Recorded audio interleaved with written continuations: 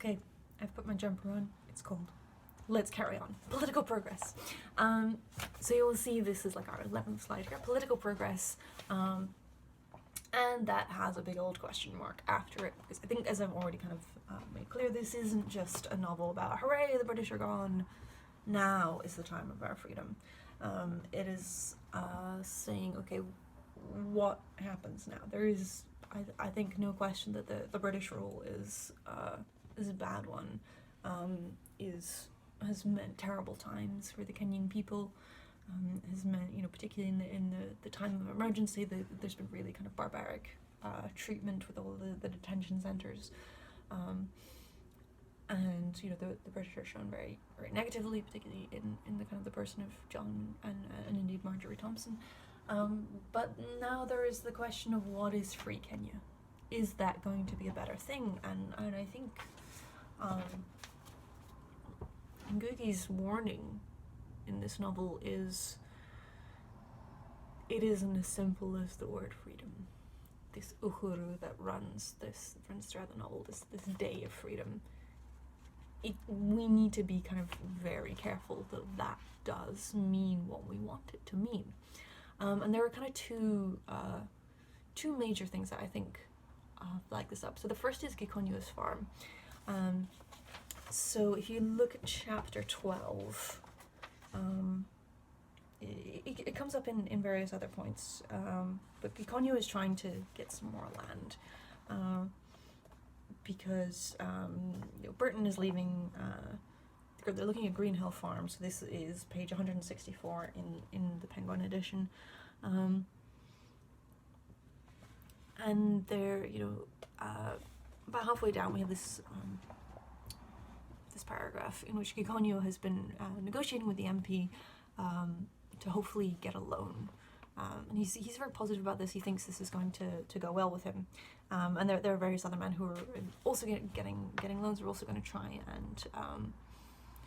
try and buy this property, this bit of land, from this man who is leaving, and then they're gonna be owning their own land, and that's going to be a positive. They're going to be able to farm. They're going to be able to improve and develop. And we kind of see that Gikonyo has been a very clever businessman.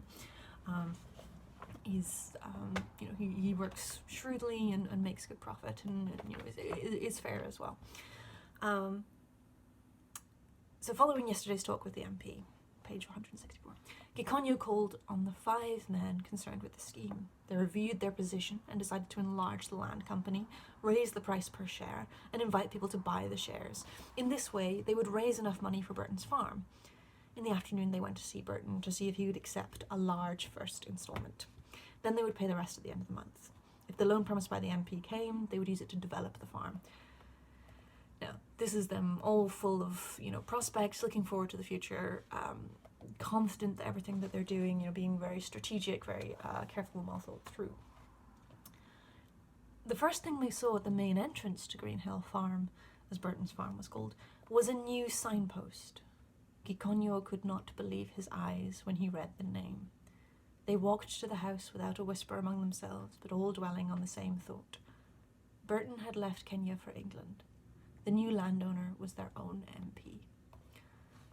So their own MP, this is somebody of Kenyan government, this is the person they thought they could trust, has simply taken the British land. He owns it all now.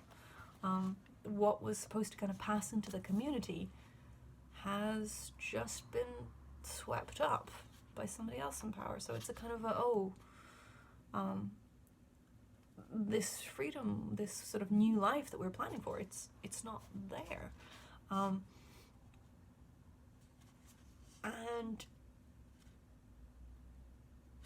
so we kind of, and we see particularly here the effect that this has on Gikonyo, because at this point, this is when he is fighting with Mumbi.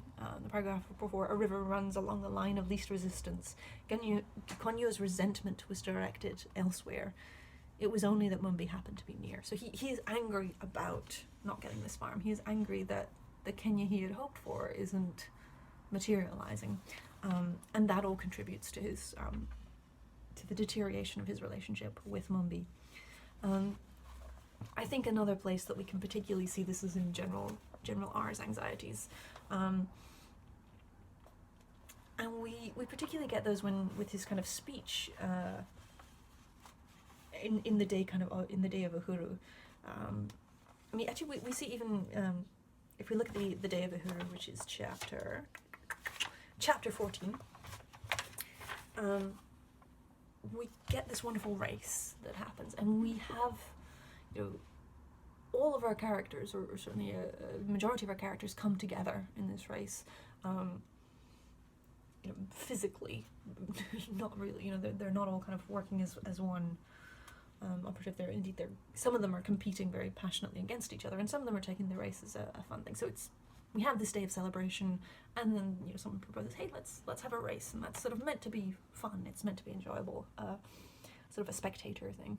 And so most of our main characters are here either in the race or watching it, and Ngugi moves between them and kind of gives us a huge chunk of their narrative thoughts. And there's something about the act of running that it silences your situation, and it allows people to just think about who they are and what they want and what's happening.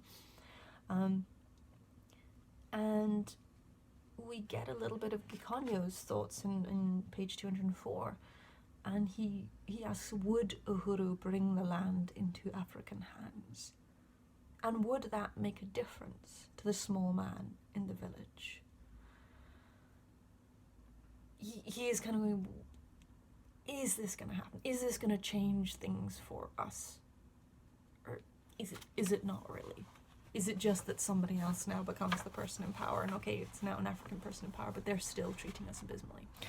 And then we have, some concerns. We've heard quite a few concerns from General R. He's, a fairly kind of fairly minor character, one of the people who kind of is trying to encourage Mumbi to speak up, and when Mumbi is not going to speak, even before we know that he, even before he confesses, General R is asked to step in.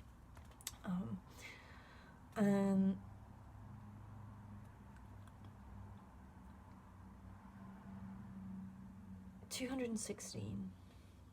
Even actually, Lieutenant Konya is, we hear him as he's running, and he talks about seeing Dr. Linz, the white woman who has the dog, and he was the houseboy who kind of murdered her first dog, and then he sees her again, and she's still there. She hasn't left. She has more lands, more property. She is safer than she was before. And he just goes, oh, how is she still here? How does she still have power in this world? When is all of this going to change? But then we have the speech from General R. And General R gives the speech on Uhuru Day, and really says this isn't done. So this is page 216 in the Penguin.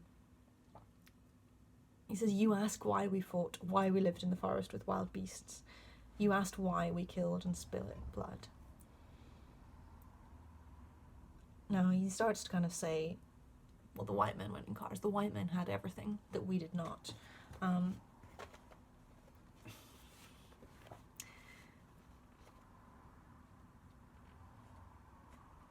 the bottom of the page is, I know even now this war is not ended.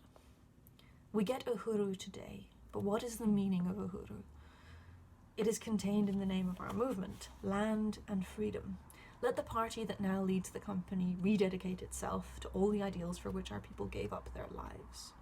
The party must never betray the movement. The party must never betray Uhuru. It must never sell Kenya back to the enemy. Tomorrow we shall ask, where is the land? Where is the food? Where are the schools? Let these things be done now, for we do not want another war. No more blood in these our hands. And so kind of this is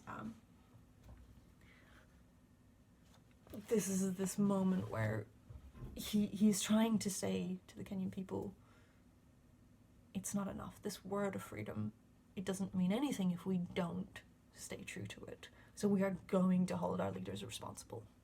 We want all these things that we have been promised.